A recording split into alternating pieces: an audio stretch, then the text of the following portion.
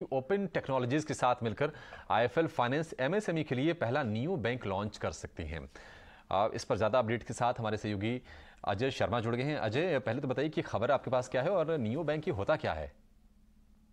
अभिषेक, IFL finance जो है वो फोकस पे रहा है पिछले कुछ महीनों में अपनी बड़ी पार्टनरशिप डील्स और इस तरह के ट्रांजैक्शंस के लिए। आपको याद होगा हाल ही में उन्होंने एक सॉवरेन वेल्थ फंड के साथ ट्रांजैक्शन किया था जहां उन्होंने अपना हाउसिंग लोन बिजनेस में स्टेक दिया था। ऐसा ही दूसरा एक बड़ा ट्रांसफॉर्मेशनल ट्रांजैक्शन कल नेक्स्ट वीक आ सकता है आईएफएल फाइनेंस और ओपन टेक्नोलॉजीज।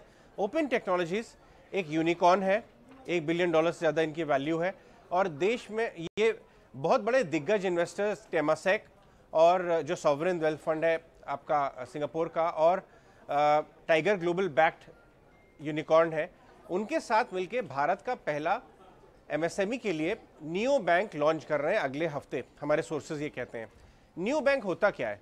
नियो बैंक एक ऐसी एंटिटी होती है जो मशीन लर्निंग, आर्टिफिशियल इंटेलिजेंस, इसके द्वारा एमएसएमई में क्रेडिट डिसबर्समेंट के लिए फुर्ती से क्रेडिट मिल जाए। किसी छोटे कारोबारी को तुरंत क्रेडिट चाहिए, जल्दी चाहिए, वो एक हफ्ते के बाद रीपेमेंट कर सकता है।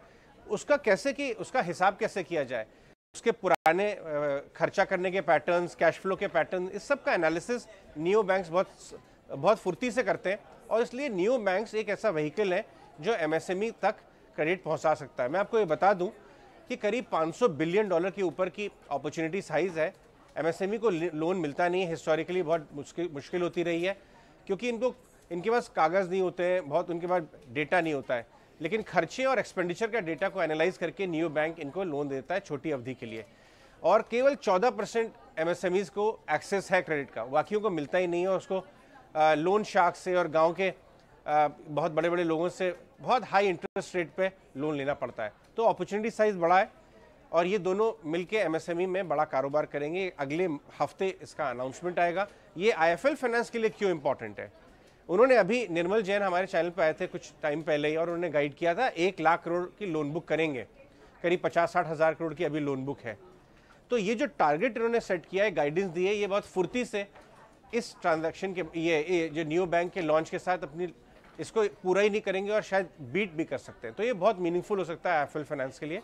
हमने आईएफएल फाइनेंस से बात करने की कोशिश की इस खबर के बारे में, तो उन्होंने हमारी क्वेरीज पे कोई रिप्लाई नहीं दिया, लेकिन अगले हफ्ते तक ये नियो बैंक लॉन्च होने वाला है आईएफएल फाइनेंस के साथ। ठीक है, शुक्रिया अजय। तो बहुत ही इंटरेस्टिंग है ये, क्योंकि नियो बैंक और इसके जरिए कोशिश होगी कि एमएसएमई के लिए वो फाइनेंसिंग को बढ़ा पाए।